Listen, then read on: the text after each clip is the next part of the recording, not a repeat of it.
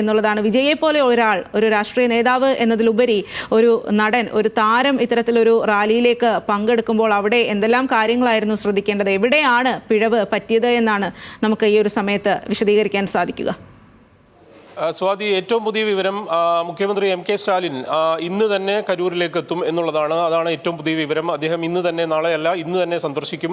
കാരണം വളരെ ഹൃദയഭേദകമായ അവസ്ഥയും രംഗങ്ങളുമാണ് അവിടുത്തെ ആ പ്രദേശത്ത് കരൂർ മെഡിക്കൽ കോളേജിലടക്കം ഇപ്പോൾ നടന്നുകൊണ്ടിരിക്കുന്നത്. വലിയ രീതിയിൽ രാജ്യത്തെ തന്നെ നടക്കുന്ന, അല്ലെങ്കിൽ നമുക്ക് കണ്ടിരിക്കാൻ പറ്റാത്ത രീതിയിൽ കുട്ടികളും സ്ത്രീകളും അടക്കം എല്ലാവരും അവരുടെ ഓരോ കാഴ്ചയും നമ്മളെ സംബന്ധിച്ചിടത്തോളം അത് നടുക്കുന്നതാണ്. ഏതായാലും മുഖ്യമന്ത്രി നേരിട്ട് അവിടേക്ക് ഇപ്പോൾ ഇന്ന് തന്നെ എത്തുന്നു. നേരത്തെ 3 മന്ത്രിമാർ അവിടെ ഉണ്ടായിരുന്നു, മറ്റ് ഉന്നത പോലീസ് ഉദ്യോഗസ്ഥരടക്കം എല്ലാവരും ഉണ്ടായിരുന്നു. ഏതായാലും മറ്റൊരു പ്രധാനപ്പെട്ട അപ്ഡേറ്റ് എന്ന് പറയുന്നത്, മരിച്ചവരുടെ, ഈ ദുരന്തത്തിൽ മരിച്ചവരുടെ കുടുംബങ്ങൾക്ക് 10 ലക്ഷം രൂപ സ്റ്റാലിൻ സർക്കാർ പ്രഖ്യാപിച്ചിരിക്കുന്നു. ഒപ്പം പരിക്കേറ്റവർക്ക് 1 ലക്ഷം രൂപ വീതവും നൽകും എന്നുള്ളതാണ്. ഇതൊരു വളരെ പ്രധാനപ്പെട്ട ഒരു അപ്ഡേറ്റ് ആണ്. ഒപ്പം കേന്ദ്ര ആഭ്യന്തര മന്ത്രാലയം തമിഴ്നാട് സർക്കാരിനോട് വിഷയത്തിൽ റിപ്പോർട്ട് തേടിയിരിക്കുന്നു. ഈ 3 പ്രധാനപ്പെട്ട കാര്യങ്ങളാണ് ഇപ്പോൾ സംഭവിച്ചിരിക്കുന്നത്. ഏതായാലും സ്റ്റാലിൻ ഇന്ന് രാത്രി തന്നെ അവിടേക്ക് എത്തും. സംഭവങ്ങൾ സംബന്ധിച്ച് കേന്ദ്ര സർക്കാർ ഇത് സംബന്ധിച്ച വിലയിരുത്തലുകൾ, അല്ലെങ്കിൽ ഇതിന്റെ അപ്ഡേറ്റ് എല്ലാം സർക്കാരിനോട് ആരായുന്നുണ്ട്, തമിഴ്നാട് സർക്കാരുമായി ബന്ധപ്പെടുന്നുണ്ട്. ഇത് സംബന്ധിച്ച റിപ്പോർട്ട് ആവശ്യപ്പെട്ടിരിക്കുന്നു. മരിച്ചവരുടെ കുടുംബങ്ങൾക്കുള്ള ധനസഹായം പ്രഖ്യാപിച്ചിരിക്കുന്നു. DMK സർക്കാർ ഏതായാലും ഇക്കാര്യത്തിൽ വളരെ കൃത്യമായ നിലപാടെടുക്കുകയും അതിന് ആവശ്യമായ സജ്ജീകരണങ്ങളിലേക്ക് പോവുകയും ചെയ്യുന്നു. ഒപ്പം വലിയ രീതിയിലുള്ള രാഷ്ട്രീയ വിമർശനം മറ്റ് പാർട്ടികൾ ഉയർത്തുകയാണ്.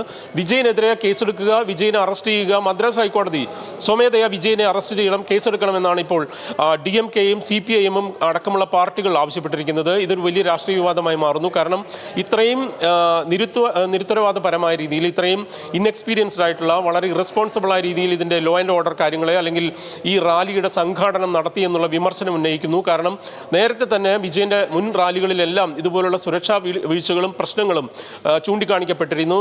വിജയ് കഴിഞ്ഞ തവണ റാലി നടത്തിയ സമയത്ത് നാഗപട്ടണത്ത് നടന്നു വരുന്ന സമയത്ത് ആളുകൾ ചാടി ഈ ഡൈസിലേക്ക് കയറാൻ ശ്രമിക്കുകയും അവിടെ നിന്ന് ഈ ബൗൺസേഴ്സ്, അതായത് കൂടെയുള്ള സുരക്ഷാ ജീവനക്കാരായിട്ടുള്ള ആളുകൾ, സുരക്ഷയ്ക്ക് വേണ്ടി നിയോഗിച്ചവർ ഇവരെ തള്ളി മാറ്റുകയും ധാരാളം പേർ വീഴുകയും സ്ത്രീകൾ അവിടെ നിന്ന് എടുത്തുകൊണ്ടുപോവുകയും ചെയ്യുന്ന രംഗങ്ങൾ നമ്മൾ കണ്ടിരുന്നു. ഇതെല്ലാമാണ്. അതുപോലെ ആ മേഖലകളിൽ, ഈ വണ്ടി വരികയും ആളുകൾ തടിച്ചുകൂടുകയും ചെയ്യുന്ന മേഖലകളിൽ വൈദ്യുതി സംവിധാനം റദ്ദ് ചെയ്യുന്ന സാഹചര്യം അടക്കം ആവശ്യമായ മുൻ ക്രമീകരണങ്ങൾ പോലീസ് തന്നെ നിലനിർത്തിയിരുന്നു. പക്ഷേ എങ്കിലും ഈ രീതിയിലേക്ക് 10,000 അല്ലെങ്കിൽ 20,000 ആളുകളെ ഉൾക്കൊള്ളിക്കാവുന്ന മേഖലയിൽ, അല്ലെങ്കിൽ പരമാവധി 40,000 50,000 പേർ വരുമെന്ന് പ്രതീക്ഷിക്കുന്ന ഒരു സ്ഥലത്ത് 2 ലക്ഷത്തോളം ആളുകൾ വരുന്നു.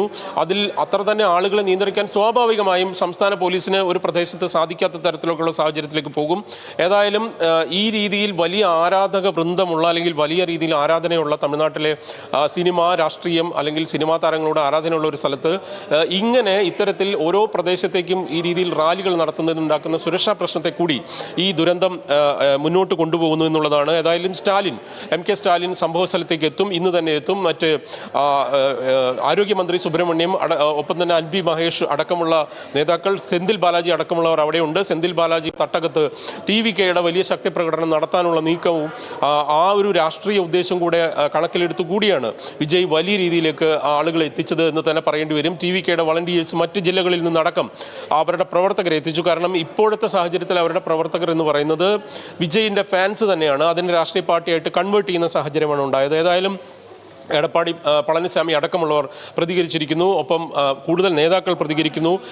അണ്ണാമലയെ പോലെ ഒരു BJPയുടെ നേതാവ് DMKയെ പഴിചാരുന്ന തരത്തിലേക്ക്, DMK സുരക്ഷയൊരുക്കുന്നതിൽ വീഴ്ച വരുത്തിയെന്ന തരത്തിലേക്കുള്ള വിമർശനം കൂടി ഉന്നയിക്കുന്നുണ്ട്. കോൺഗ്രസ് അധ്യക്ഷൻ മല്ലികാർജ്ജുൻ ഖർഗെ ദുരന്തത്തിൽ ഇരയാവർക്കും കുടുംബങ്ങൾക്കും ഒപ്പം എന്ന് അദ്ദേഹം അനുശോചനം രേഖപ്പെടുത്തിയിരിക്കുന്നു. തമിഴ്നാട് സർക്കാരിനോട് ഞാൻ നേരത്തെ പറഞ്ഞതുപോലെ കേന്ദ്ര ആഭ്യന്തര മന്ത്രാലയം റിപ്പോർട്ട് തേടിയിരിക്കുന്നു. ഏതായാലും നടുക്കുന്ന, അല്ലെങ്കിൽ സങ്കടകരമായ വാർത്താ വിവരം എന്നാണ് കമൽഹാസൻ അടക്കം പറയുന്നത്. ദ്രൗപദി മുർമു അടക്കം, പ്രധാനമന്ത്രി അടക്കം അനുശോചിച്ചിരിക്കുന്നു.